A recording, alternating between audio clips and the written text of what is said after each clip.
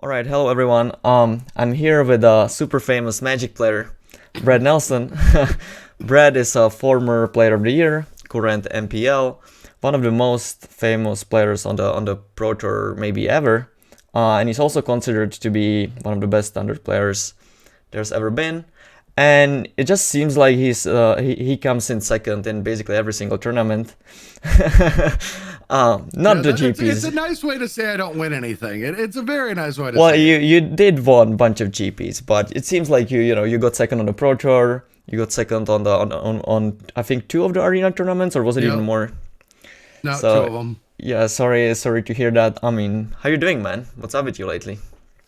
Good. I mean, 2020's been a year, right? Like we've all experienced it, and we've all been dealing with it in similar but different ways. For the most part, good. I stay busy. You know, with Magic, I've taken a little bit step down. I mean, not a ton, not a leap, but I've been working on MTG Melee a lot this year, and you know, making plans for what I'm going to be doing for the next 5 years. This was a really good year to just sit down and take stock of a lot of stuff. So it's been a good year. It's been a weird year, but I mean, I'm doing a lot better than the average person, especially this year. So I guess I can say good. Well, I wanted to touch the MTG Melee thing a little bit later, but since you already mentioned it, I think that's like a thing that a lot of people want to hear about. It's like a project on Discord. You like run these tournaments and stuff. How did it all happen? Like, you know, where are you going with it? Just like talk about it a little bit if you can. Okay, yeah. So, well, MTG Melee has a Discord, but that's mostly just for troubleshooting. But the website is tournament software specifically catered towards Magic. Now, there's a lot of different websites that have tournament software out there, but they're very generalized. So each game doesn't have the features that it wants. So MTG Melee started with Magic. Well, Melee.gg started with Magic. And you know, that's the game that we knew very well. And how it came to be was in 2019, Jason Flatford, who used to work for Star City Games, was a judge for over a decade. And one of the main reasons why Star City Games was able to run those giant Grand Prix, you know, if you remember, like around 2014, they were running like 4,000 person Grand Prix before anyone ran a 3,000 person one. And he was part of the tech team for that. So he had a background in like making tournaments work and all this. And then he went into internet security for a few years. And then when Arena launched and they announced MPL and esports and all this, he just saw that there's this hole in the game. So he started working on third-party tournament software, and he spent, you know, half of 2019 just like building it up. And then I got involved in December. Steve Port, who has run tournaments since '94, got involved in it. We might have got him involved maybe January. And then by March we launched, and that was right around COVID. So our business model and our plans and all of that kind of went out the window in the sense that a lot of people needed a tool, right? There's like, now every tournament organizer that wants to continue running Magic tournaments has to do it online. And so that was wild. That was crazy start. But yeah, it's just, you know, mtgmelee.com, and there's tournaments every week or daily. We don't run them, we host them, and we just have a platform. So if you want to run a tournament out there, you can apply and make an account, and things have been going really well. That's awesome, dude. That's great to hear. You touched a little bit that your main focus, or like at the beginning, it was Magic, but are you planning to go into other games as well with it, or? Yes, yeah. The whole idea for Melee is to branch out into new games. We're finishing off some of the features that we want MTG Melee to have. Right now, actually, right before this interview, I was testing localization. So Melee will now have, you know, every supported language that Arena has. And so we're working on that. And then after that, we have a few more features, and then we're going to be branching out into new games. We've learned a lot about how the website runs, and I mean, I haven't learned a lot. Jason has. I just listened to about how data transfers and all of this, and you know, it goes in one ear out the other, but we're on a good path, I guess. How do you manage your time now that you have this melee thing going on? For example, I saw one of your tweets that it's like extremely frustrating for you when you're not on top of your game. I mean, you're still winning all the tournaments, so like I'm not really sure if that's the case or not. But like I assume that before that you were just completely poured in Magic, and when there was like a huge tournament, you could just like spend all your time on it. But now you have like other things to worry about. How do you go about that? I mean, not well. Like there isn't any good process. I mean, like I just top eighted the last Zendikar Championship, but I honestly only probably played 30 matches and talked with two other people for like 5 hours. And I didn't even like my decks at the end. I saw all the errors, and you and I tested a lot before, and like I was kind of a perfectionist. Like all 75 cards in my deck had to have a meaning, and they had to tell a story, right? Each matchup, there was very sophisticated things happening, and that's not the case. Like now, this year has been my when in doubt, Nissa them out strategy, where I just keep playing Nissa decks and trying to kill people with her, and so. I mean, it's tough. I mean, you don't ever want to feel worse than you used to be. But at the same time, I know that my happiness doesn't come from grinding it out. And also the online experience. I like playing online. I like playing low stakes tournaments from home. I don't like playing these high pressure ones. And when it comes to testing for multiple weeks, I really liked the house experience, right? Getting to spend time with people and test 12 hours and hang out 4 hours. And if you don't get that from home, I just get burnt out on testing a whole lot quicker. Like I think we were a part of the golden age of preparation for tournaments. I agree, yeah, for sure. And I don't think that's ever going to happen again. Like even a decade before we did it, they didn't have these testing house situations that we did. We were in that golden era of the 8 years of Magic where you literally played the game and saw the world. You spent 2 weeks with 10 people you really liked and one you didn't. and I hope the one wasn't me, but no, it wasn't. But you know what I mean. There's always tension between one or two people. Yeah. I mean, it's hard to avoid that, but that's just normal, I guess. It's a lot of testosterone in a single house for 2 weeks. It is. Yeah, so like one thing I noticed from or I guess learned from testing with you was that like before, for example, I was testing with face to face, and their like testing process was very different from the one that it was called the Team Genesis back then. So like with face to face, their main focus is to just on finding the best deck, and then they decide like the deck they want to play maybe like even a day before the tournament, and they just quickly put it in. Whereas the testing process with you, Brett, was that you kind of quickly decided which deck you want to play, and then you just focus all of your time on just finding the best version and all the sideboard plans and stuff. Do you think that that's maybe the reason why you are doing so well in standard and stuff like that? It could be. I mean, I think that Magic has completely changed since Throne of Eldraine. And a lot of the tools and lessons that we learned prior to new card design don't really apply. Because, like, I think that when, a few years ago, especially when I was at my top playing in a lot of tournaments, top hitting Grand Prix and doing well in Pro Tours and such, there's a lot of micro decisions that mattered because the games didn't devolve into this like, well, it doesn't really matter what my plans were. My opponent had turn 3 Lovestruck Priest into Great Henge on the play, and I didn't have an answer. Yeah. And there's no real way to win that game. And if you add too much reaction to your deck, you're still going to lose to their card advantage. So like, there's no great way to fight these strategies except for fight fire with fire. And so macro decisions matter so much more now. But I will say that like I think that the process of both have merit. It really comes down to finding if you can tune it within the time, because the problem with that strategy of finding the best things and then the day before the tournament picking your deck is if you were wrong, you can't double check your work. Yeah. And so that's why, sometimes face to face would come with the best deck, or they would come with an actual unplayable pile, and we would question what they did for 2 weeks. Yeah, like with the blue-green card deck or whatever. Yeah, and that's just it. Because like when I took a deck to a tournament, it might be like 5 days old to the pros, But it's tuned and it understands what matchups, and it has plans for the decks that we think are just popping up. Now, sometimes we'd scrap it, but for the most part, I do like 4 or 5 days to tune my decks just because it's a sanity check and we know it actually works. Yeah. So it has like maybe slightly lower upside, but you always have like a pretty good deck that you just feel comfortable with.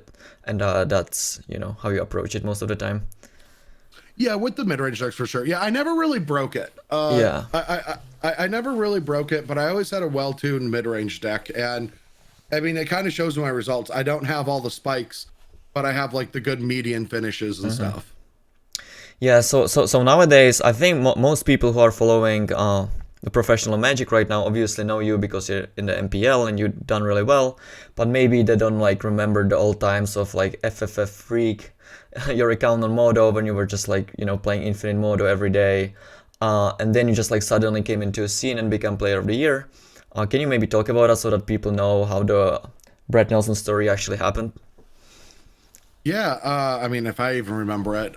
So 2009 was my first year. So my story in Magic is actually like one of the most unique, and it's also like one of the easiest paths. Like I played Magic for many years, but I never tried to be a pro because I lived in North Dakota, and I would have to travel 6 hours minimum to take a shot at anything. So I randomly went to a regionals that qualified for nationals, and I won the regionals, and I lost my winning in for top 8 at nationals, and that's where the itch started. And it took about 10 or 11 PTQs before I qualified.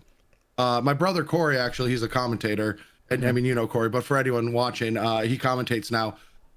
He qualified for the Pro Tour before I did. But anyway, 2009 was my first year in Pro Magic, and I took 9th at my first Pro Tour, and I top 8'd that year's nationals, and I started getting a lot of recognition almost immediately, and people already knew me from Magic Online because I was good, but I didn't travel and play, so they knew me from playing there. So I kind of got in with all the big guns immediately, and so by 2010, I locked up a status that allowed me to play in all the tournaments.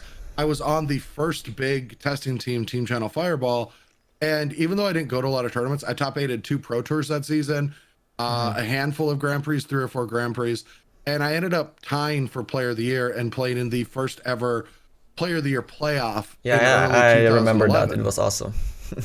Yeah, and so my career started with a bang, and I did really well that first year, like amazingly.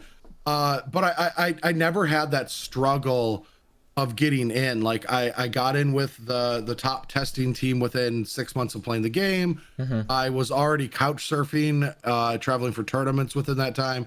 I got a writing gig immediately in content, and I got worldwide recognition within a year. And it was, I had it on easy track, right? There's a lot of Magic players that grind multiple years to try to break through. And I never had that experience because I didn't try until right before I was already like, you know, good enough to get there. Do you maybe think that the fact that you just like immediately experienced this huge success maybe was bad for you in like the years coming after that, because you were just kind of used to doing really well? You never really experienced, as you said, the struggle at the beginning. So we actually saw you like maybe not win as much for like the following next 2 years or something. You know, do you think it played an influence in that regard? Oh, for sure. I mean, I was young. I mean, I wasn't super young, but I was young for what was happening. So I was 24, 5 at the time, and I literally had worldwide recognition, and everyone thought I was like the next Kai Bude. You know, Channel Fireball and Star City Games were, you know, fighting over me to write for them. And in 2011, a lot of people had high expectations, and when I didn't succeed, you know, then I became kind of that one-hit wonder. There's a lot of content that I remember a video that Paul Reitzel and Matt Swerling made, and it like cut deep into me. And the reason for that is like I had very thin skin. I wanted people to say good things about me. I was very entitled, and I had a bad year. And then I had a salty year in 2012 where I was just kind of a dick. And what I just was. I mean, was it happens to person. kind of all of us, right? Like at the beginning, if you start doing really well, all of a sudden it's just hard to, you know, not be that way. So I think it makes sense. Yeah. And it was a humbling experience and a good experience for me to move. I ended up moving out of North Dakota because I realized that I couldn't be a pro Magic player if I lived there. There's just no like-minded individuals. All my friends just drank at the bars, and not like, you know, at this point I'm 24, 5, something around there. I can't exactly remember. Yeah. But like, that's not the like, hey, I'm 21, let's go out to the bars fun. That's like the, I'm starting to become a bar rat, and this is like dangerous to my health and mental health and well-being. And there's no other outlet. I had no other like-minded individual friends. And so I decided to move to Roanoke, Virginia to go all in on Magic. That was when the Versus series started. Jerry and I started doing that, Jerry Thompson. Yeah, I was watching those videos a lot as a kid. Yeah, and yeah, it was a lot of fun to start those. And then I started traveling to tournaments with Jerry Thompson and Todd Anderson, and then I met Brian Branduin. And I kind of sucked though then. Like I was doing worse than them in these tournaments, and I lost a lot of confidence. So around that time, at some point, I just decided to throw away my entire game and rebuild it, and stop assuming I knew anything and start questioning everything. And that process took about 6 months, but then I kind of ignited around then, and then started actually found a real foundation to build a career on. That's awesome. When you decided to go, you know, all in on Magic, was the reason the fact that you just like loved Magic, and you know, if you become really good at it, it just allows you to do what you love? Or did you just thought that that was maybe like the best option for you? Like, you know, there are different types of pros, and it's usually one of these two. So like, which one was it for you, or did it maybe change over the time?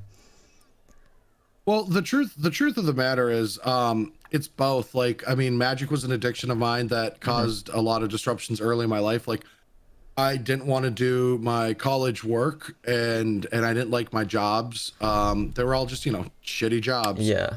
And I loved Magic, and I was seeing success. So the moment that I actually got success in Magic and was, you know, thought I could actually make enough money to live off of it and see where it took me, I kept doing it. And so around that time, there was a little voice in the back of my head that said, hey, maybe this isn't the best path for you.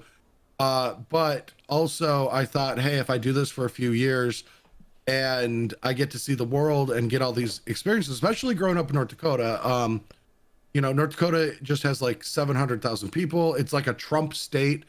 It's just not a place where I wanted to be anyway. And I could get all this culture. Like, who knows who I would have been without Magic? I mean, I don't think I would. I never was like sexist or racist or homophobic when I lived there, but a lot of things just kind of bleed into you if it's the only thing that you know, right? Yeah, I know what you mean for sure. Yeah.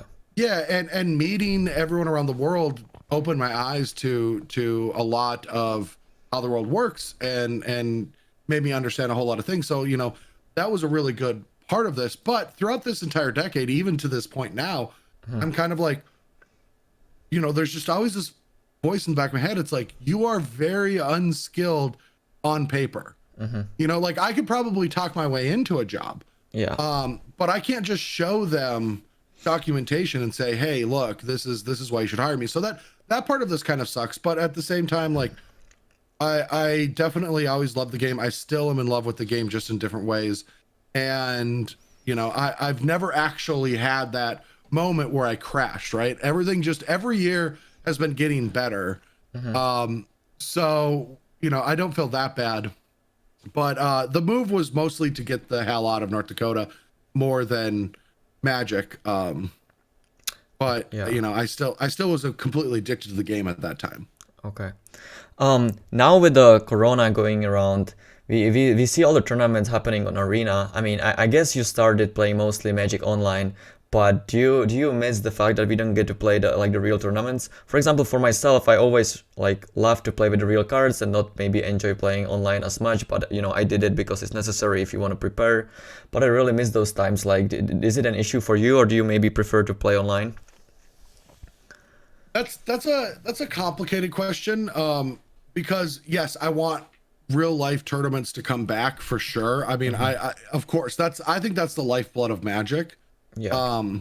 And there's so many people that we built that the ecosystem of Magic, especially competitive organized play Magic, isn't just players and the money that Wizards gives out. It's the judge staff, it's the tournament organizers, it's all of this stuff. And that's, it's struggling right now because of COVID. And I really hope that it doesn't just break apart.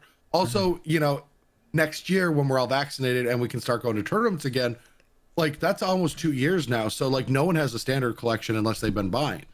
These things scare me, but I want real life tournaments to come back. The other thing is I'm old. And so how old are you, by the way? I'm 34. Sorry. Okay. I think I'm 34. That's still very young, I think. It's what? It's still very young, I think. Well, it is young, but it's not young to the point where it's like, in 5, 6, 7 years ago, I was traveling 30 weekends out of the year to play in anything: Grand Prix, Opens, Invitationals, Pro Tours. Okay. I like qualified for Star City Games end of the year tournament, the Players Championship, and Wizards end of the year tournament Worlds. I was trying to do both. Now I'm like, I don't want to go to a bunch of Grand Prix and spend a lot of nights in hotels and do all of that. Like that kind of, I want to go to like 5 to 10 tournaments a year. I don't want to go to 20. But I do miss it. And especially the Mythic Invitationals last year, like that was every one of my friends, like you and everyone, I wish got to play one of those tournaments because they were just like, just small enough to be intimate and fun and interactive, but big enough to feel like you had a tournament experience. And the money was good too. Yeah, I mean, I never actually, played any Star City Games tournament myself, and we don't really have a series that you can compare to that in Europe. How can you maybe talk about it a little bit? Like how different it is to like maybe GPs, Pro Tours? Because I really have like no idea. I mean, I see the coverage, but that's basically it.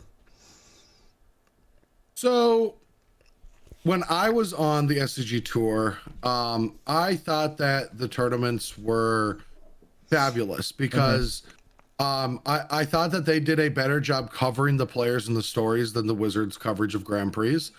And, do you still think that even until to this day? You still think that to this day? Like I think the Pro Tour coverage, became pretty good compared to what it used to be. So like maybe it's not the case anymore. So I just wanted to like ask about that if you still maybe you don't want to answer that or no, I mean I'll answer it. Like, well, Star City Games runs a few tournaments these days. It's really tough, right? Because since COVID, everything's kind of been shaken up. And Star City Games runs some coverage, and I do like their coverage team, but what their magic was, they're not doing right now.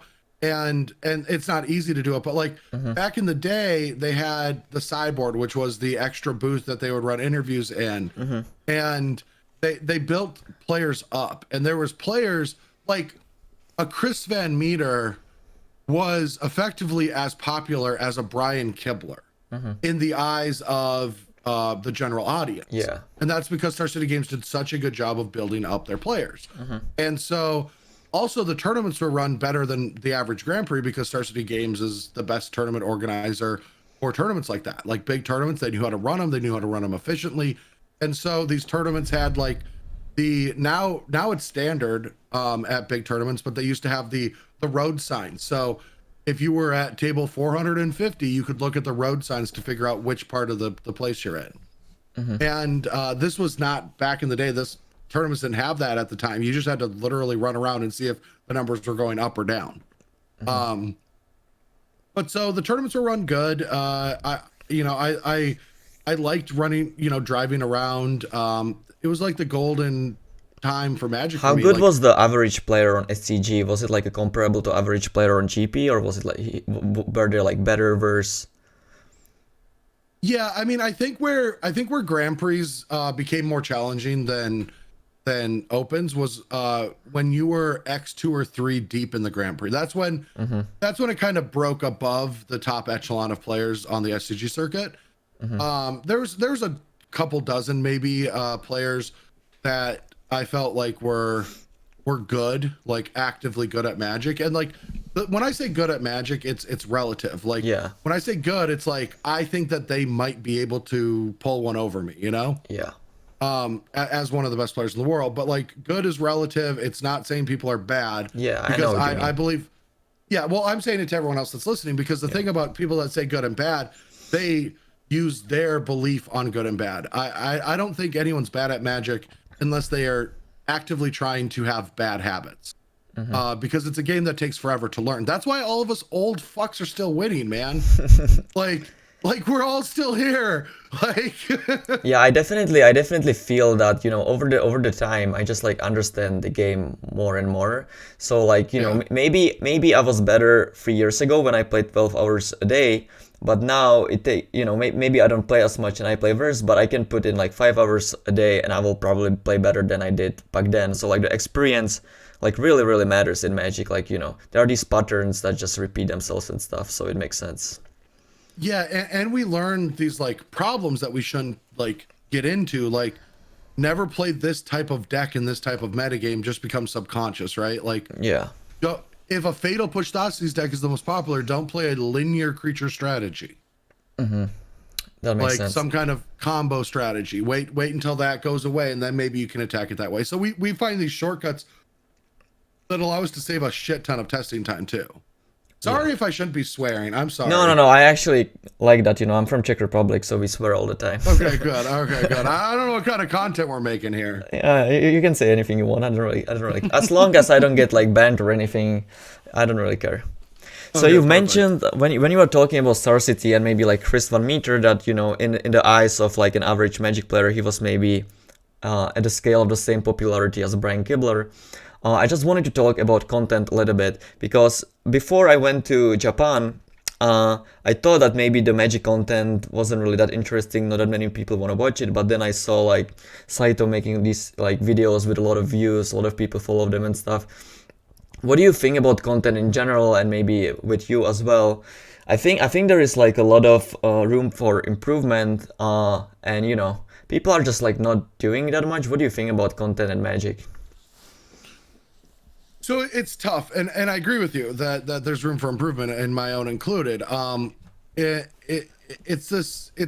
tough because so Magic is a weird game where before the Twitch boom, Magic was one of the most content related games out there. Like, you know, we had all these websites, these third party vendors that buy and sell singles, and they want people to come to their websites, and they want people to buy and sell cards. Yeah. So articles and content pull you in for multiple different reasons, right? It not only gets people to your website, that increases your chances of selling cards through this website or buying. But it also, like, when I'm a pro and I'm an established pro, and now because Star City Games gives me an income, I can dedicate more of my time to breaking formats. And when I break formats, guess what happens? Card values change. Okay. Yeah, and so this is why there's so many websites that do content, right? So now we have the Twitch boom, and Magic is not this big game like, you know, all the others, Fortnites and things like that.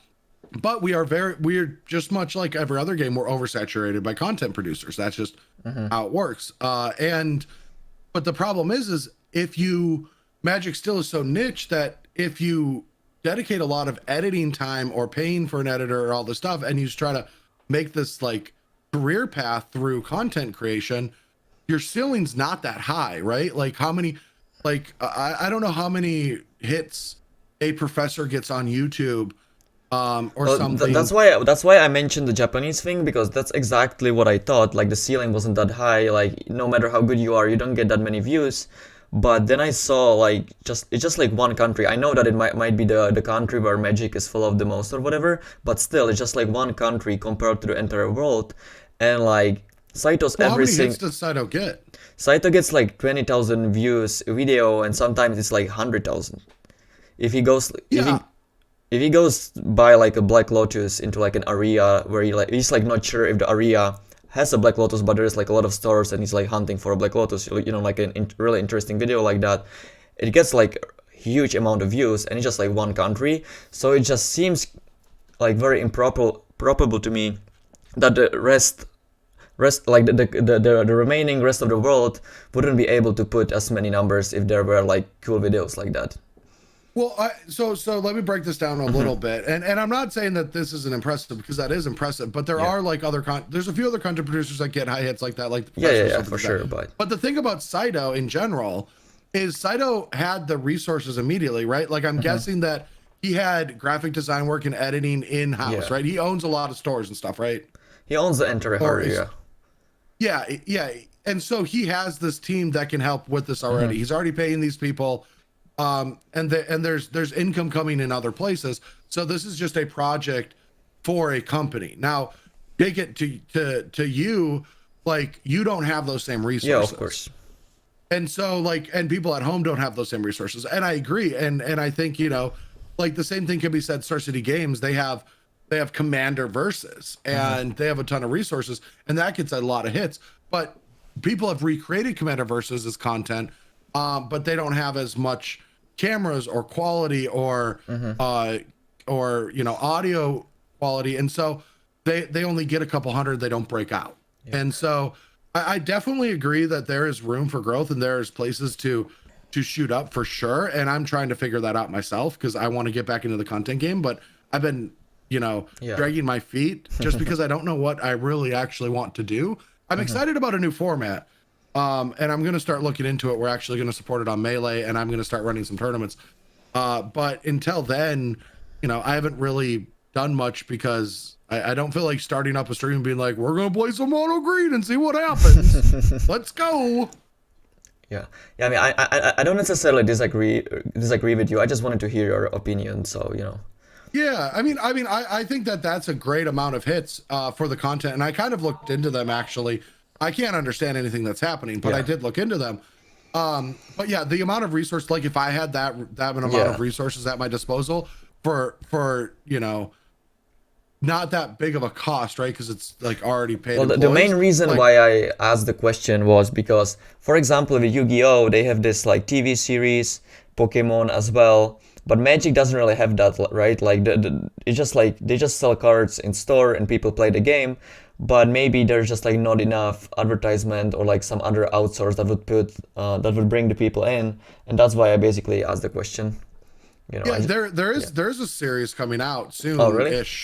In the next year, yeah. It's a Netflix. It's like they got some big director behind it. That's awesome. Yeah, I don't remember. They announced it a long time ago, and who knows? They also announced a movie a long time ago, and it never happened. Yeah. But I'm pretty sure this is happening. I'm fairly confident this is happening. Like, no, they're spending marketing dollars on Magic for sure. But the problem is like Magic content also is like the actual gameplay of it is a little boring. Yeah, there is a difference between content, just like, you know, there is like this entire lore of Magic and just like, you know, all this stuff, and then there is like the strategy part of content, right? The strategy part of the content isn't really that entertaining, so it's like hard to get big numbers on that for sure. It's been a decade that I've believed in this. I think like Jerry and I dubbed it edutainment. When we started Versus Live, we realized the secret was make people think they're coming for the education, but they stay for the entertainment. You can't get people to stick around for an hour on just education alone. Dry sense. Content that's just, this is why I play this card and this is why I play this card. No, it's about the entertainment, but people don't just want to come in for the entertainment. They have to be pulled in by the education.